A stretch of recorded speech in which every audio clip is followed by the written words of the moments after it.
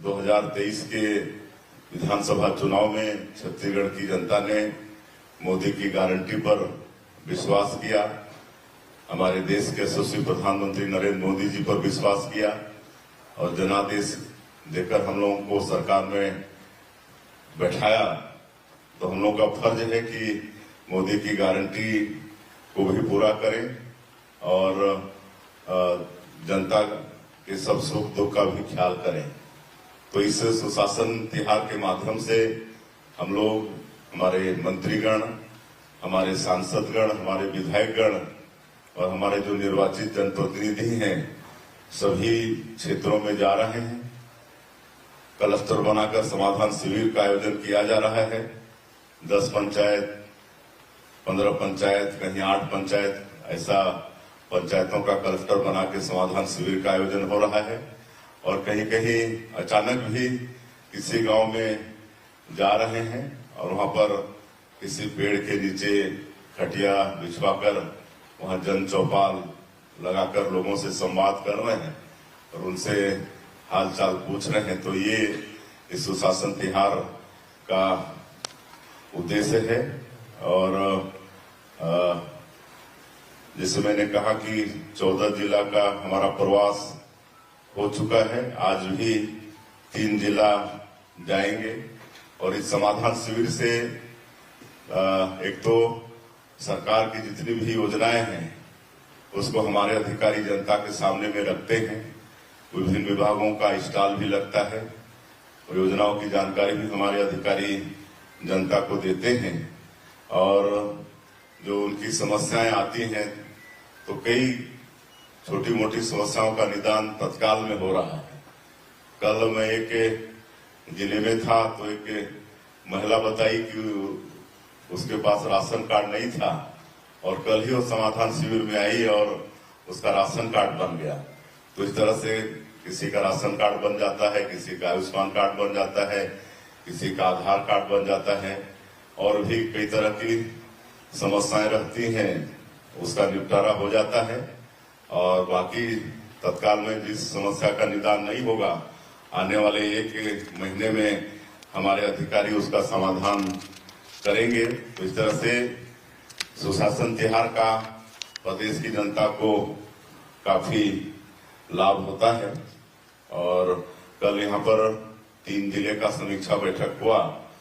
Surajpur, Korea और MCB तीनों जिले के अधिकारियों का बैठक हुआ।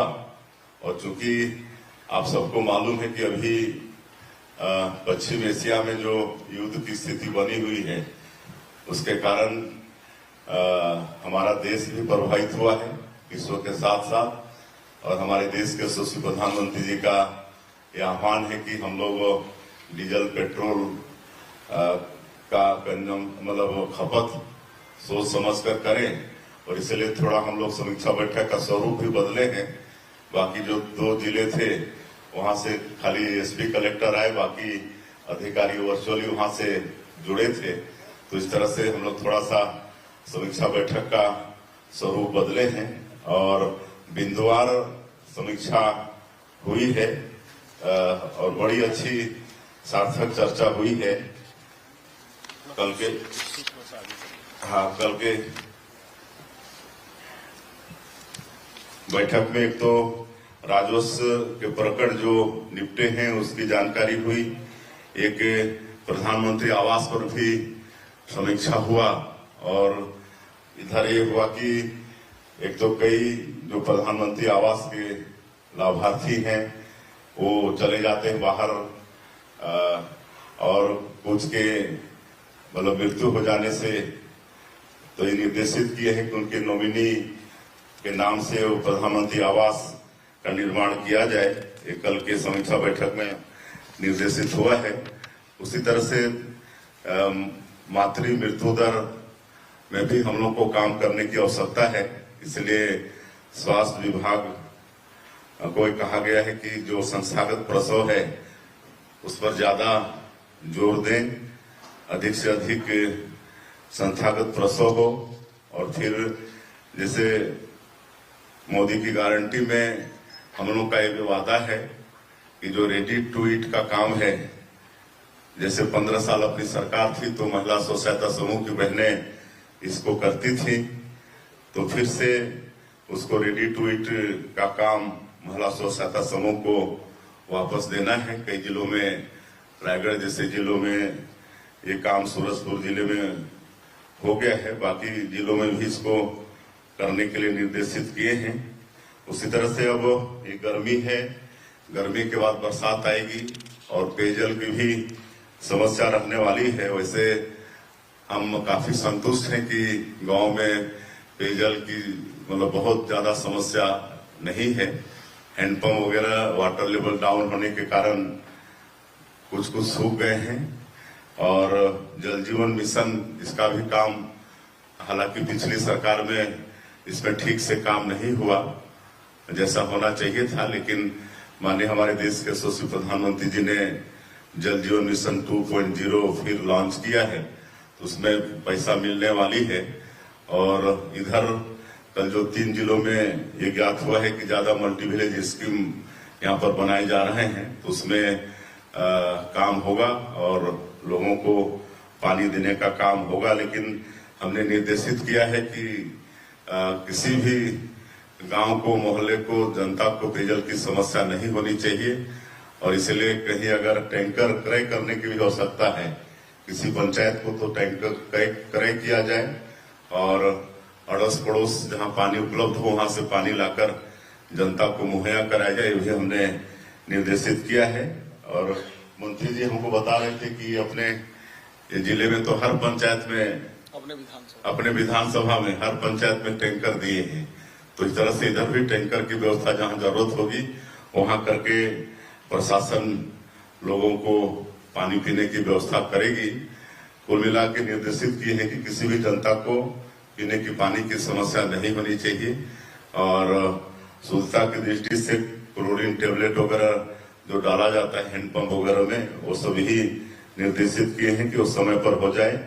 और चूंकि ऐसे समय में जो गर्मी और बरसात का ज्वाइंट होता है, मौसमी बीमारी भी फैलने की आशंका रहती है, तो कल ये निर्देशित हुआ है कि सभी पीएचसी, सीएचसी और जो प्राथमिक स्वास्थ्य गांव का जो उप स्वास्थ्य केंद्र होता है उस सब में दवाई की व्यापक व्यवस्था हो, समय पर मतलब भागा दौड़ी मत हो, इसकी भी मतलब निर्देशन हुआ है। और एक तो भी सौभाग्य की बात है कि जो सीजी डायल 112 था 112, पहले 16 जिले में ही इसकी सेवा थी, लेकिन अभी माननीय हमारे देश के यशस्वी गृह मंत्री जी आए हुए थे, उनके करकमों से 400 डायल 112 वाहन उपलब्ध कराए हैं, तो इसकी सेवा बढ़ाकर पूरे 33 जिले में किया गया है। तो निश्चित रूप से इससे जो रिस्पांस टाइम भी थोड़ा ठीक नहीं था अपने प्रदेश का, क्योंकि वाहन ही कम थे, अब वो वाहन की उपलब्धता होने से रिस्पांस टाइम भी यहाँ पर ठीक हो जाएगा। उसी तरह से अभी धान बोनी का समय भी आ रहा है, इसलिए किसानों को धान का बीज और खाद वगैरह की आवश्यकता होगी और इस पर भी समीक्षा हुई है और सभी हमारे जो सोसाइटीज हैं वहां पर ये व्यवस्था हो रहा है, खाद बीज वगैरह पहुंच गए हैं। और कल एक गड़बड़ी भी शिकायत मिली थी कि कुछ खाद की काला बाजारी हुई है और उस पर हम लोगों ने सहकारिता विभाग के सहायक आयुक्त और लेखापाल को सस्पेंड किया है और रात में ही उसके बाद एक जगह से 350 बोरी खाद जब्त भी हुआ है, उसके ऊपर भी कार्रवाई हुई है। तो इस तरह से इस प्रदेश में एक स्वच्छ प्रशासन देने का भी प्रयास है। यहाँ कोई भी दोषीदार होगा और अपराध सिद्ध होने पर कड़ी से कड़ी सजा सरकार उसको देगी। तो खाद बीज की भी व्यवस्था प्रदेश में ठीक से होगा, ऐसा सरकार की चिंता है। और कल हम सूरजपुर जिले में रामपुर सुशासन तिहार में उतरे थे, वहां पर चौपाल लगाए थे, तो वहां पर एक हम तेंदुपत्ता का फड़ भी देखने गए थे। और ये तेंदुपत्ता जिसको हरा सोना कहा जाता है, और विशेषकर हमारा जो बस्तर और सरगुजा संभाग है, जहां पर करीब 12 से 13 लाख परिवार इस पर जुड़ा हुआ है, उनकी आजीविका उस पर जुड़ी हुई है। तो इसका भी कीमत 4,000 से बढ़ाकर 5,500 मानक बोरा किए हैं। चरण पादुका योजना जो पिछली सरकार में बंद हो गया था, उसको फिर चालू किए हैं। कल चरण पादुका भी बांटे हैं और लाभांश को भी हम लोग बोनस के रूप में वापस करते हैं। तो ये हुआ है। एक तो इस तरह से हम जब गांव में जा रहे हैं तो लोगों का बड़ा स्नेह मिल रहा है, और जो हम लोग सरकार के माध्यम से उनकी सेवा करना चाहते हैं तो राशन वगैरह सब समय पर पहुंच रहा है। पेयजल की भी थोड़ी बहुत कहीं तकलीफ है, लेकिन हमको लगता है कि जल जीवन मिशन 2.0 के आ जाने से वो भी दूर हो जाएगी, और बिजली वगैरह भी रहती है। और लगातार हम लोग बिजली के सेक्टर में भी सुधार करने का प्रयास कर रहे हैं। और एक तो कल एक मनोज सिंह और देव कुमारी वो अपने घर में बुलाए, उनकी बेटी का अन्नप्राशन का कार्यक्रम था और उनको पता चला कि हम आ रहे हैं, तो कल व्यवस्था करके रखे थे। और फिर नामकरण करने का भी आग्रह हुआ। हमने पूछा कि इसका नाम क्या रखे हैं, तो बोले आप ही को नामकरण करना है। मैं बोला अरे हम कैसे करें, हम पंडित थोड़े हैं, ये तो मुहूर्त वगैरह देकर राशि और सब निकाला जाता है। नहीं, आप ही को करना है। तो फिर साक्षी उसका नाम रखे, तो बड़ा खुश हुई। तो पिछले बार भी एक जिले में हम गए थे, तो उसी तरह से एक महिला अपने बेटे को ले आई हमारे पास और गोदी में दे दी। बोला क्या करना है, नहीं इसका नामकरण आपको करना है।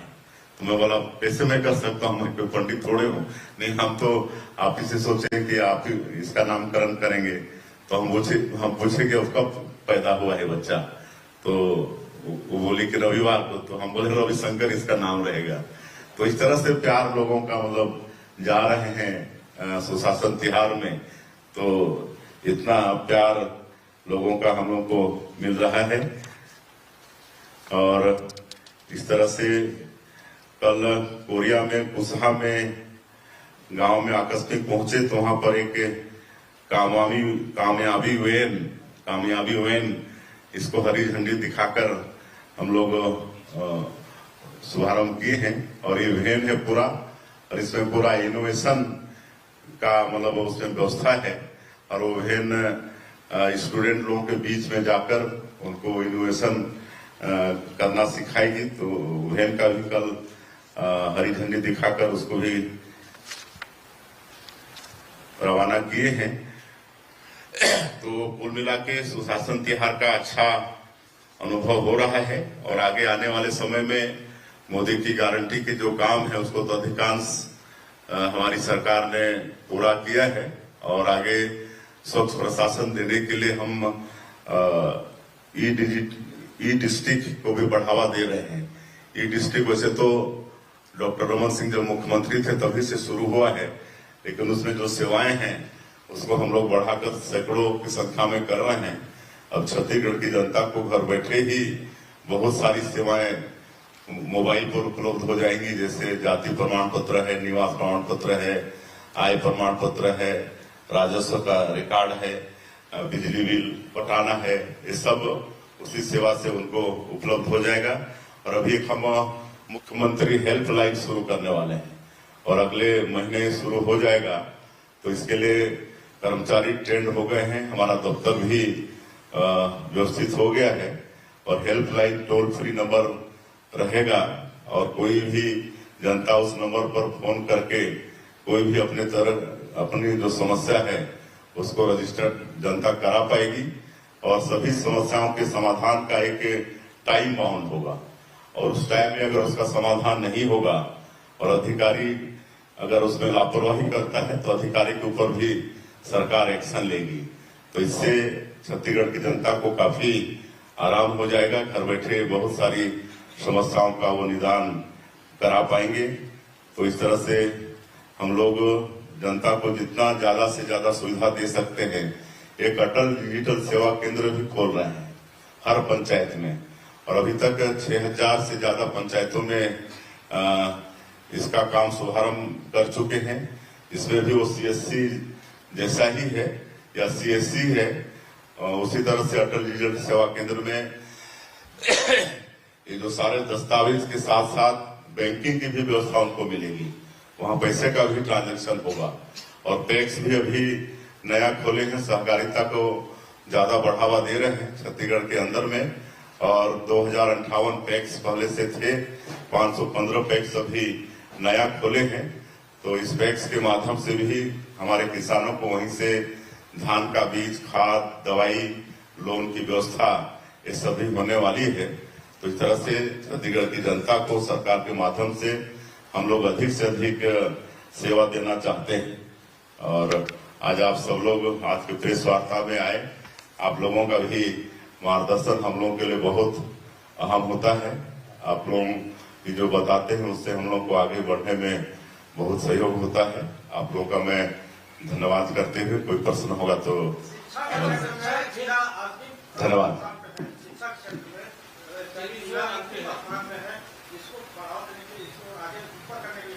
जी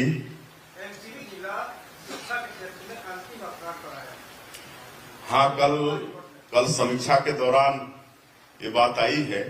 बाकी जिलों में तो साथियों, आपने सुना कि छत्तीसगढ़ प्रदेश के मुख्यमंत्री श्री विष्णुदेव साय जी ने हमें बताया कि प्रदेश में किसानों को किसी भी प्रकार की समस्या नहीं होगी। खाद और बीज की पर्याप्त व्यवस्था जो है प्रदेश में है, जिससे किसान जो है अपनी जो खेती है वो आसानी से कर सकते हैं। इसके अलावा हमें मंत्री जी ने बताया कि कैसे जो है सुशासन तिहार में तत्काल जो है आपकी समस्या का समाधान किया जाएगा।